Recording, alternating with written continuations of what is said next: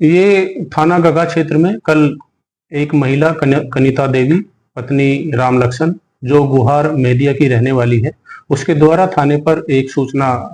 तहरीर के रूप में दी गई थी कि उसके घर पर रात्रि में सुबह लगभग 4 बजे के आसपास 3 अज्ञात व्यक्ति छत के रास्ते आए और उसका हाथ और मुंह बांधकर उसके घर से कुछ जेवर और नकदी ले गए। और इस सूचना पर तत्काल पुलिस के द्वारा इसकी जब जांच की गई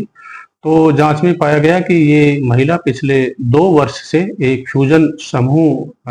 है, उसमें ये काम करती है। इसमें कई और महिलाएं भी समूह के रूप में जुड़ी हुई है और इसके द्वारा लगभग 1 साल पहले इससे 70,000 रुपये लिया गया था कंपनी से और किस्त के रूप में ये उसको नहीं दे पा रही थी। और चूंकि इसके द्वारा बताया गया कि कंपनी का जो नियम है, यदि उसके घर कोई चोरी हो जाती है तो उसकी जो बकाया किस्त कर्ज की है वो कंपनी के द्वारा माफ कर दी जाती है। और इसी सब के चलते इसके द्वारा ये पुलिस को इस तरह की झूठी भ्रामक सूचना दी गई कि इसका जो बकाया 70,000 रुपये किस्त का है वो इसको ना देना पड़े। और इसके बाद जब इससे और पूछताछ की गई तो इसने इसके द्वारा जो चोरी हुआ जो जेवर था वो इसके द्वारा अपने ही घर से